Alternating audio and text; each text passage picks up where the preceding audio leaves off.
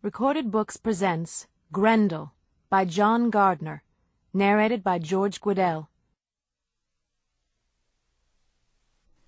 Chapter 1.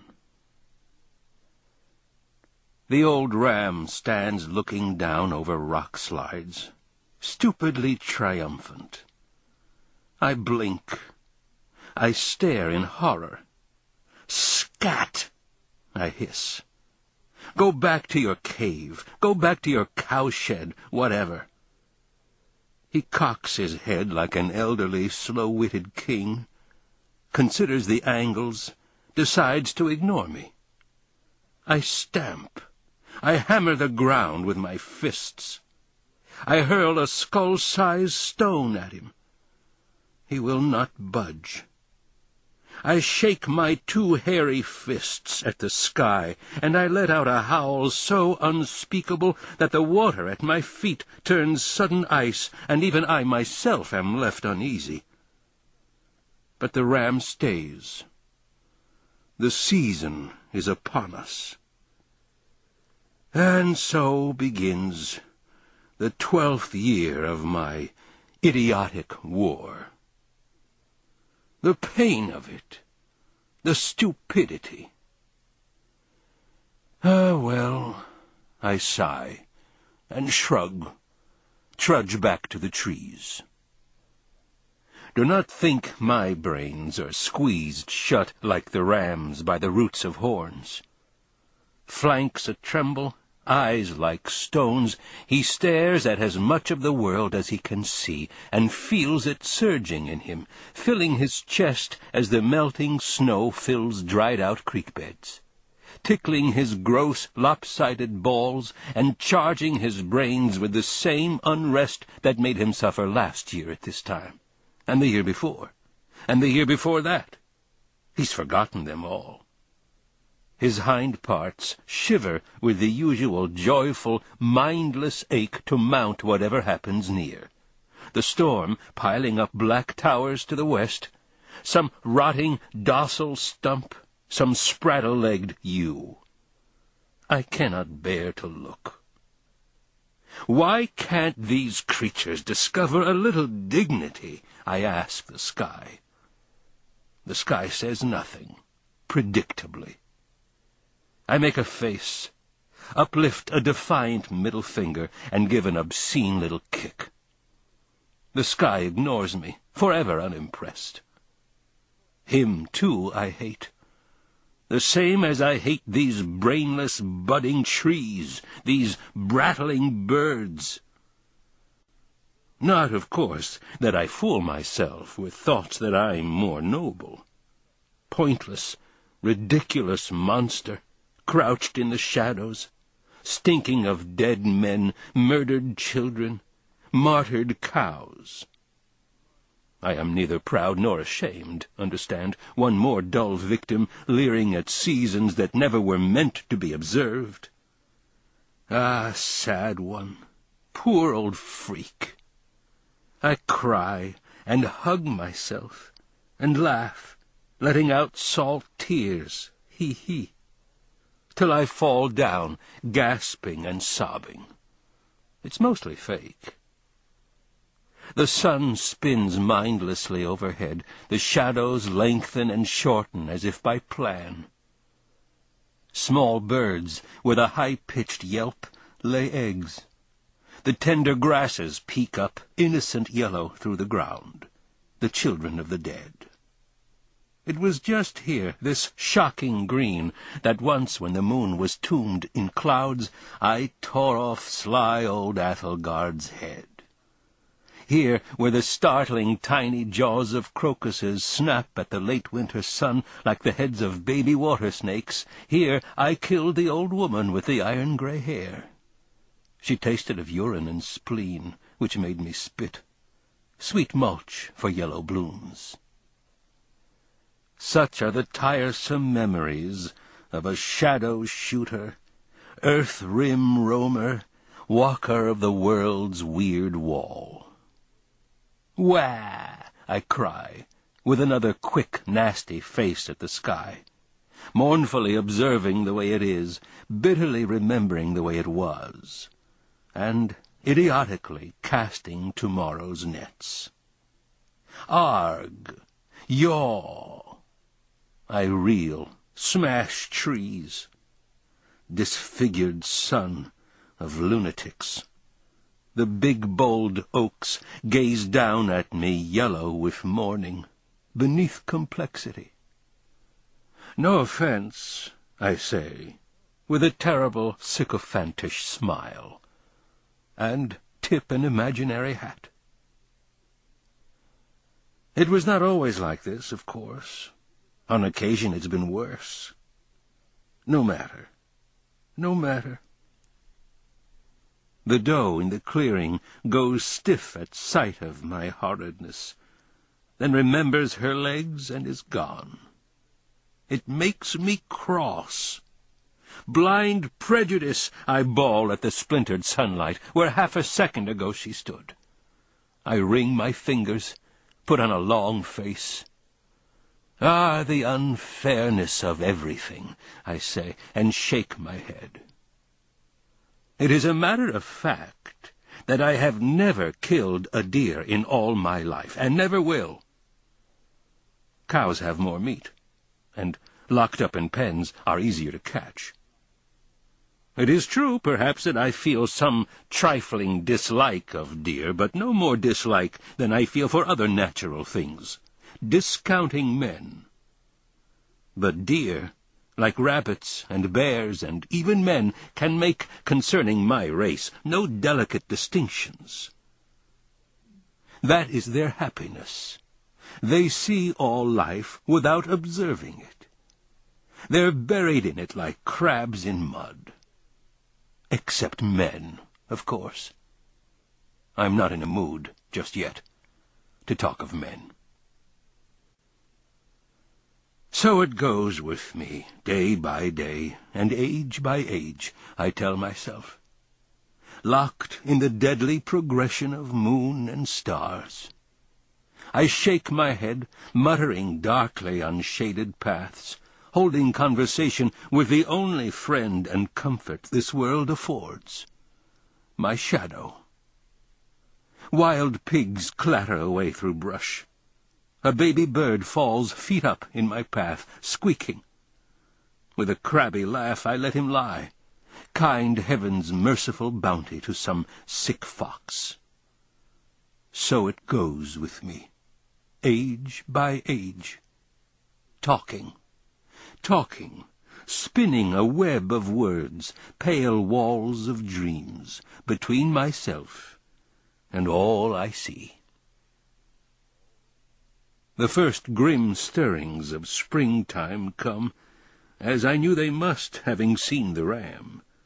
And even under the ground where I live, where no light breaks but the red of my fires, and nothing stirs but the flickering shadows on my wet rock walls, or scampering rats on my piles of bones, or my mother's fat, foul bulk rolling over, restless again, molested by nightmares, old memories.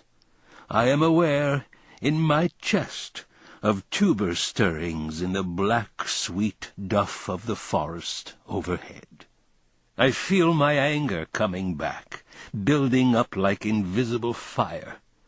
And at last, when my soul can no longer resist, I go up, as mechanical as anything else, fists clenched against my lack of will, my belly growling, mindless as wind, for blood. I swim up through the fire snakes, hot, dark whale-cocks prowling the luminous green of the mere, and I surface with a gulp among churning waves and smoke. I crawl up onto the bank and catch my breath. It's good at first to be out in the night, naked to the cold mechanics of the stars. Space hurls outward, falcon swift, mounting like an irreversible injustice, a final disease. The cold night air is reality at last, indifferent to me as a stone face carved on a high cliff wall to show that the world is abandoned. So childhood, too, feels good at first, before one happens to notice the terrible sameness, age after age. I lie there resting in the steaming grass, the old lake hissing and gurgling behind me, whispering patterns of words my sanity resists. At last, heavy as an ice-capped mountain, I rise and work my way to the inner wall, beginning of wolf slopes, the edge of my realm. I stand in the high wind, balanced, blackening the night with my stench, gazing down to cliffs that fall away to cliffs, and once again I am aware of my potential. I could die. I cackle with rage and suck in breath. Dark chasms, I scream from the cliff edge, seize me to your foul black bowels and crush my bones. I am terrified at the sound of my own huge voice in the darkness. I stand there shaking from head to foot, moved to the deep-sea depths of my being, like a creature thrown into audience with thunder. At the same time, I am secretly unfooled. The uproar is only my own shriek, and chasms are, like all things vast, inanimate. They will not snatch me in 1,000 years, unless, in a lunatic fit of religion, I jump. I sigh, depressed, and grind my teeth. I toy with shouting some tidbit more, some terrifying, unthinkable threat, some blackly fuliginous, riddling hex. But my heart's not in it. "Missed me," I say, with a coy little jerk and a leer, to keep my spirits up. Then, with a sigh, a kind of moan, I start very carefully down the cliffs that lead to the fens and moors, and Hrothgar's hall. Owls cross my path as silently as raiding ships, and at the sound of my foot lean wolves rise, glance at me awkwardly, and, neat of step as lizards, sneak away. I used to take some pride in that. The caution of owls when my shape looms in, the alarm I stir in these giant northern wolves. I was younger then, still playing cat and mouse with the universe.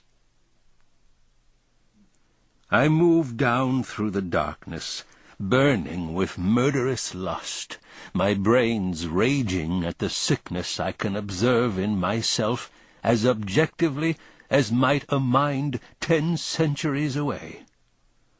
Stars spattered out through lifeless night from end to end, like jewels scattered in a dead king's grave, tease, torment my wits toward meaningful patterns that do not exist.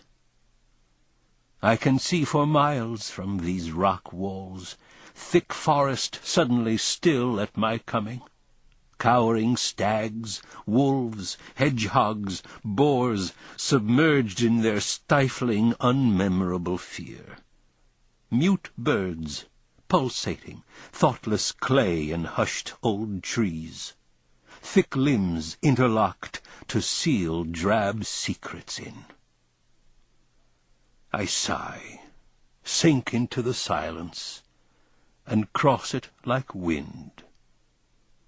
Behind my back, at the world's end, my pale, slightly glowing, fat mother sleeps on, old, sick at heart, in our dingy underground room. Life-bloated, baffled, long-suffering hag. Guilty, she imagines, of some unremembered, perhaps ancestral crime. She must have some human in her. Not that she thinks, not that she dissects and ponders the dusty mechanical bits of her miserable life's curse. She clutches at me in her sleep as if to crush me. I break away. "Why are we here?" I used to ask her. "Why do we stand this putrid, stinking hole?" She trembles at my words. Her fat lips shake. "Don't ask," her wiggling claws implore. She never speaks. "Don't ask." It must be some terrible secret, I used to think. I'd give her a crafty squint. She'll tell me in time, I thought. But she told me nothing. I waited on. That was before the old dragon, calm as winter, unveiled the truth. He was not a friend. And so I come through trees and towns to the lights of Hrothgar's mead hall. I am no stranger here, a respected guest. 11 years now, and going on 12, I have come up this clean-mown central hill, dark shadow out of the woods below, and have knocked politely on the high oak door, bursting its hinges and sending the shock of my greeting inward like a cold blast out of a cave. "Grendel!" they squeak, and I smile like exploding spring. The old shaper, a man I cannot help but admire, goes out the back window with his harp at a single bound, though blind as a bat. The drunkest of Hrothgar's thanes come reeling and clanking down from their wall-hung beds, all shouting their meaty, outrageous boasts, their heavy swords a-swirl like eagles' wings. "Woe! Woe! Woe!" cries Hrothgar, hoary with winters, peeking in, wide-eyed, from his bedroom in back.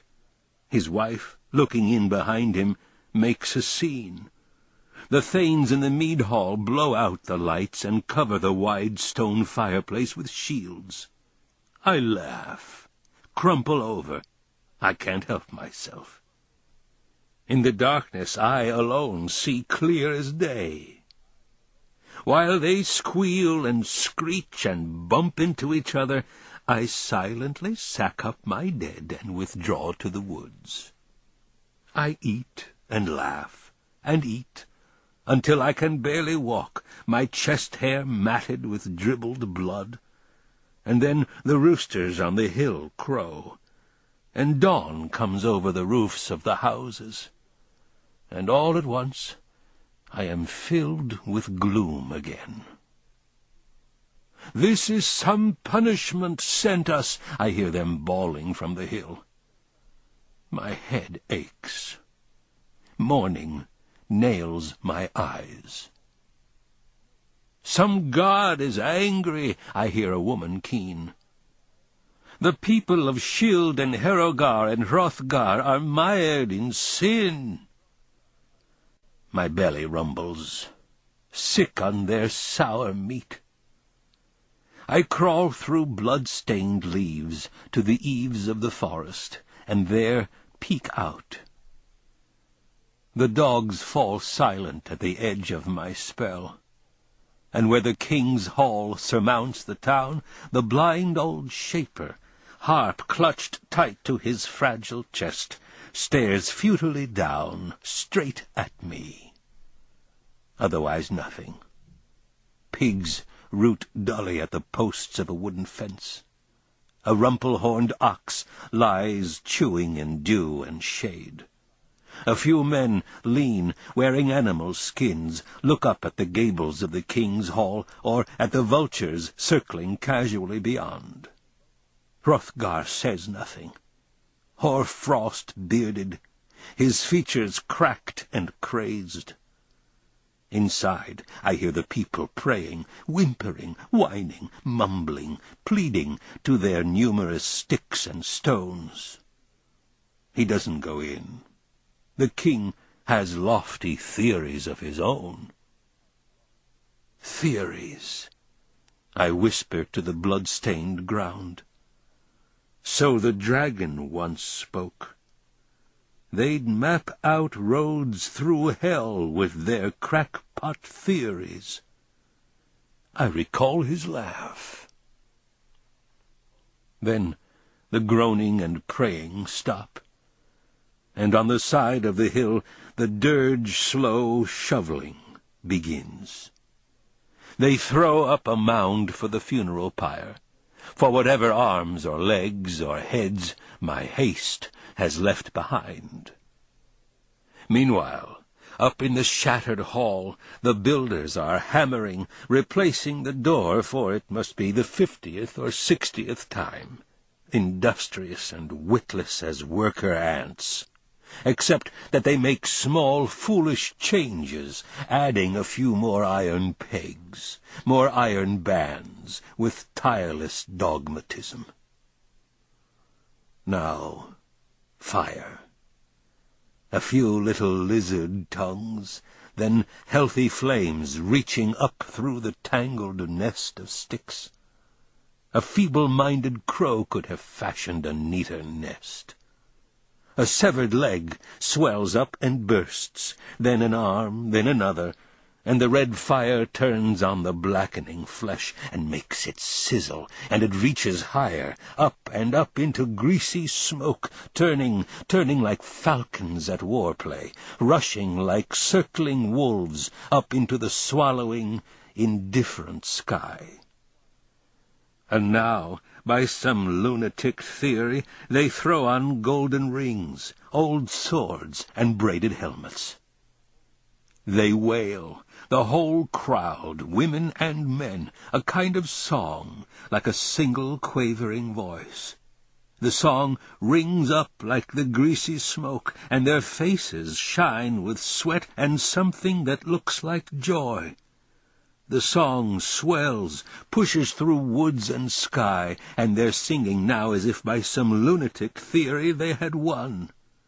I shake with rage.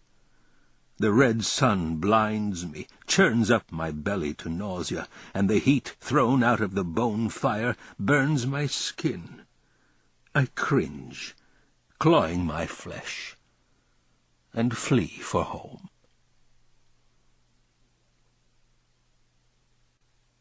Chapter 2.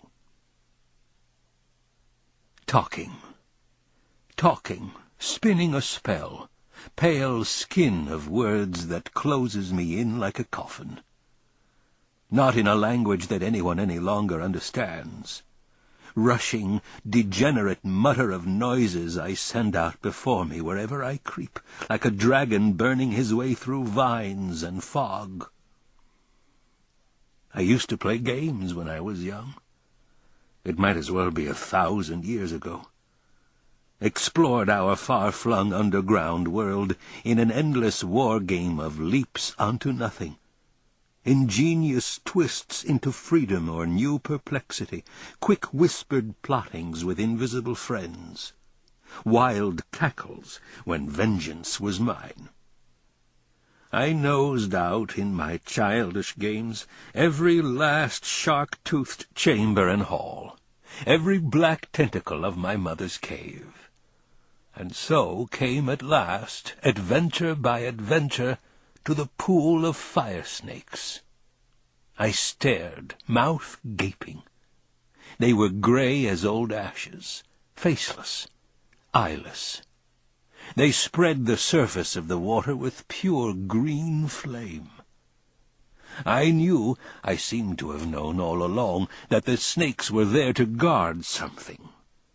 Inevitably, after I'd stood there a while, rolling my eyes back along the dark hallway, my ears cocked for my mother's step, I screwed my nerve up and dove. The fire snakes scattered as if my flesh were charmed. And so I discovered the sunken door. And so I came up, for the first time, to moonlight. I went no farther that first night, but I came out again, inevitably. I played my way farther out into the world, vast cavern above ground. cautiously darting from tree to tree, challenging the terrible forces of night on tiptoe. At dawn, I fled back. I lived those years, as do all young things, in a spell, like a puppy nipping, playfully growling, preparing for battle with wolves. At times the spell would be broken suddenly. On shelves or in hallways of my mother's cave, large old shapes with smouldering eyes sat watching me. A continuous grumble came out of their mouths. Their backs were humped. Then, little by little, it dawned on me that the eyes that seemed to bore into my body were in fact gazing through it, wearily indifferent to my slight obstruction of the darkness. Of all the creatures I knew in those days, only my mother really looked at me, stared at me as if to consume me like a troll. She loved me in some mysterious sense I understood without her speaking it. I was her creation. We were one thing, like the wall and the rock growing out from it. Or so I ardently, desperately affirmed. When her strange eyes burned into me, it did not seem quite sure. I was intensely aware of where I sat, the volume of darkness I displaced, the shiny, smooth span of packed dirt between us, and the shocking separateness from me in my mamma's eyes. I would feel, all at once, alone and ugly, almost as if I'd dirtied myself, obscene. The cavern river rumbled far below us. Being young, unable to face these things, I would bawl and hurl myself at my mother, and she would reach out her claws and seize me, though I could see I alarmed her. I had teeth like a saw, and she would smash me to her fat, limp breast as if to make me a part of her flesh again. After that, comforted, I would gradually ease back out into my games. Crafty-eyed, wicked as an elderly wolf, I would scheme with or stalk my imaginary friends, projecting the self I meant to become into every dark corner of the cave and the woods above. Then, all at once, there they'd be again, the indifferent, burning eyes of the strangers, or my mother's eyes. Again my world would be suddenly transformed, fixed like a rose with a nail through it, space hurtling coldly out from me in all directions. But I didn't understand. One morning I caught my foot in the crack where two old tree trunks joined. "Aup!" I yelled. "Mama! Wah!" I was out much later than I'd meant to be. As a rule, I was back in the cave by dawn, but that day I'd been lured out farther than usual by the heavenly scent of newborn calf. Ah, sweeter than flowers, as sweet as my mamma's milk. I looked at the foot in anger and disbelief. It was wedged deep, as if the two oak trees were eating it. Black sawdust, squirrel dust, was spattered up the leg almost to the thigh. I'm not sure now how the accident happened. I must have pushed the two boles apart as I stepped up into the place where they joined. And then, when I stupidly let go again, they closed on my foot like a trap. Blood gushed from my ankle and shin, and pain flew up through me like fire up the flue of a mountain. I lost my head. I bellowed for help, so loudly it made the ground shake. "Mama! Wah! Wah!" I bellowed to the sky, the forest, the cliffs, until I was so weak from loss of blood I could barely wave my arms. "I'm going to die!" I wailed. "Poor Grendel! Poor old Mama!" I wept and sobbed. "Poor Grendel will hang here and starve to death," I told myself, "and no one will ever even miss him." The thought enraged me. I hooted. I thought of my mother's foreign eyes staring at me from across the room. I thought of the cool, indifferent eyes of the others. I shrieked in fear. Still no one came. The sun was up now, and even filtered as it was through the lacy young leaves, it made my head hurt. I twisted around as far as I could, hunting wildly for her shape on the cliffs, but there was nothing, or rather there was everything but my mother. Thing after thing tried, cynical and cruel, to foist itself off as my mamma's shape, a black rock balanced at the edge of the cliff, a dead tree casting a long-armed shadow, a running stag, a cave entrance, each thing trying to detach itself, lift itself out of the general meaningless scramble of objects, but falling back, melting to the blank, infuriating clutter of not my mother. My heart began to race. I seemed to see the whole universe, even the sun and sky, leaping forward, then sinking away again, decomposing. Everything was wreckage, putrefaction. If she were there, the cliffs, the brightening sky, the trees, the stag, the waterfall would suddenly snap into position around her, sane again, well organized. But she was not, and the morning was crazy. Its green brilliance jabbed at me, live needles. "Please, Mama," I sobbed as if heartbroken. Then, some 30 feet away, there was a bull. He stood looking at me with his head lowered, and the world snapped into position around him, as if in league with him.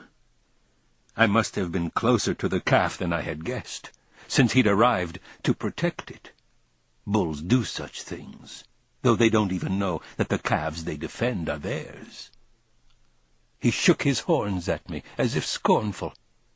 I trembled. On the ground, on 2 good feet, I would have been more than a match for the bull, or if not, I could have outrun him. But I was 4 or 5 feet up in the air, trapped and weak. He could slam me right out of the tree with one blow of that boned, square head, maybe tearing the foot off, and then he could gore me to death at his leisure in the grass. He pawed the ground, looking at me up from under, murderous. "Go away," I said. "Hist!" It had no effect. I bellowed at him. He jerked his head as if the sound were a boulder I'd thrown at him. But then he merely stood considering, and after a minute he pawed the ground again. Again I bellowed. This time he hardly noticed it. He snorted through his nose and pawed more deeply, spattering grass and black earth at his sharp rear hooves. As if time had slowed down, as it does for the dying, I watched him loll his weight forward, sliding into an easy lope, head tilted, coming toward me in a casual arc. He picked up speed, throwing his weight onto his huge front shoulders, crooked tail lifted behind him like a flag. When I screamed, he didn't even flick an ear, but came on, driving like an avalanche now, thunder booming from his hooves across the cliffs. The same instant he struck my tree, he jerked his head, and flames shot up my leg. The tip of one horn had torn me to the knee. But that was all. The tree shuddered as he banged it with his skull, and he pivoted around it, stumbling. He gave his head a jerk, as if clearing his brains, then turned and loped back to where he'd charged me from before. He'd struck too low, and even in my terror I understood that he would always strike too low. He fought by instinct, blind mechanism, ages old. He'd have fought the same way against an earthquake or an eagle. I had nothing to fear from his wrath but that twisting horn. The next time he charged, I kept my eye on it, watched that horn with as much concentration as I'd have watched the rims of a crevasse I was leaping, and at just the right instant I flinched. Nothing touched me but the breeze as the horn flipped past. I laughed. My ankle was numb now. My leg was on fire to the hip. I twisted to search the cliff walls again, but still my mother wasn't there, and my laughter grew fierce. All at once, as if by sudden vision, I understood the emptiness in the eyes of those hump-backed shapes back in the cave. Were they my brothers, my uncles, those creatures shuffling, brimstone-eyed, from room to room, or sitting separate, isolated, muttering forever like underground rivers, each in his private, inviolable gloom? I understood that the world was nothing, a mechanical chaos of casual, brute enmity on which we stupidly impose our hopes and fears. I understood that, finally and absolutely, I alone exist. All the rest, I saw, is merely what pushes me or what I push against, blindly as all that is not myself pushes back. I create the whole universe, blink by blink. An ugly god, pitifully dying in a tree. The bull struck again. I flinched from the horn-tip and bellowed with rage and pain. The limbs overhead, stretching out through the clearing like hungry snakes reaching up from their nest, would be clubs if I had them in my 2 hands, or barricades piled between me and my cave, or kindling down in the room where my mother and I slept. Where they were, above me, they were, what, kind shade? I laughed, a tearful howl. The bull kept on charging. Sometimes, after he hit, he'd fall down and lie panting. I grew limp with my anarchistic laughter. I no longer bothered to jerk back my leg. Sometimes the horn-tip tore it, sometimes not. I clung to the tree trunk that slanted off to my right, and I almost slept. Perhaps I did sleep. I don't know. I must have. Nothing mattered. Sometime in the middle of the afternoon, I opened my eyes and discovered that the bull was gone. I slept again, I think. When I woke up this time and looked up through the leaves overhead, there were vultures. I sighed, indifferent. I was growing used to the pain, or it had lessened. Unimportant. I tried to see myself from the vulture's viewpoint. I saw instead my mother's eyes. Consuming. I was suddenly her focus of the general meaninglessness, not for myself, not for any quality of my large, shaggy body or my sly, unnatural mind. I was, in her eyes, some meaning I myself could never know and might not care to know. An alien, the rock broken free of the wall. I slept again. That night, for the first time, I saw men. It was dark when I awakened, or when I came to, if it was that. I was aware at once that there was something wrong. There was no sound, not even the honk of a frog or the chirp of a cricket. There was a smell, a fire very different from ours, pungent, painful as thistles to the nose. I opened my eyes, and everything was blurry as though under water. There were lights all around me, like some weird creature's eyes. They jerked back as I looked. Then voices, speaking words. The sounds were foreign at first, but when I calmed myself, concentrating, I found I understood them. It was my own language, but spoken in a strange way, as if the sounds were made by brittle sticks, dried spindles, flaking bits of shale. My vision cleared, and I saw them, mounted on horses, holding torches up. Some of them had shiny domes, as it seemed to me then, with horns coming out like the bull's. They were small, these creatures, with dead-looking eyes and grey-white faces, and yet in some ways they were like us, except ridiculous and at the same time mysteriously irritating, like rats. Their movements were stiff and regular, as if figured by logic. They had skinny, naked hands that moved by clicks. When I first became aware of them, they were all speaking at the same time. I tried to move, but my body was rigid. Only one hand gave a jerk. They all stopped speaking at the same instant, like sparrows. We stared at each other. One of them said, a tall one with a long black beard, "It moves independent of the tree." They nodded. The tall one said, "It's a growth of some kind. That's my opinion, some beast-like fungus." They all looked up into the branches. A short, fat one with a tangled white beard pointed up into the tree with an axe. "Those branches on the northern side are all dead there. No doubt the whole tree'll be dead before midsummer. It's always the north side goes first when there ain't enough sap." They nodded. And another one said, "See there where it grows up out of the trunk? Sap running all over." They leaned over the sides of their horses to look, pushing the torches toward me. The horses' eyes glittered.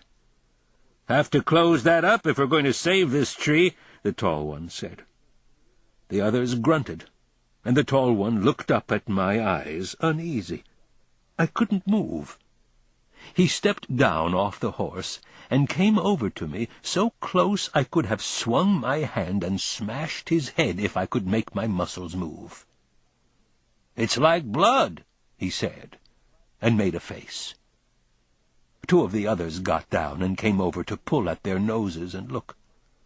"I say that tree's a goner," one of them said. They all nodded, except the tall one. "We can't just leave it rot," he said. "Start letting the place go to ruin, and you know what the upshot'll be." They nodded. The others got down off their horses and came over. The one with the tangled white beard said, "Maybe we could chop the fungus out."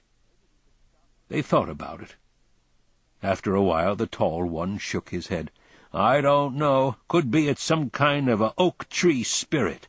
Better not to mess with it." They looked uneasy. There was a hairless, skinny one with eyes like two holes. He stood with his arms out, like a challenged bird, and he kept moving around in jerky little circles, bent forward, peering at everything, at the tree, at the woods around, up into my eyes. Now, suddenly, he nodded. "That's it. King's right. It's a spirit." "You think so?" they said, their heads poked forward. "Sure of it," he said. "Is it friendly, you think?" the king said. The hairless one peered up at me with the fingertips of one hand in his mouth. The skinny elbow hung straight down as if he were leaning on an invisible table while he thought the whole thing through. His black little eyes stared straight into mine, as if waiting for me to tell him something. I tried to speak. My mouth moved, but nothing would come out. The little man jerked back. "He's hungry," he said. "Hungry," they all said. "What does he eat?" He looked at me again. His tiny eyes drilled into me, and he was crouched as if he were thinking of trying to jump up into my brains. My heart thudded. I was so hungry I could eat a rock.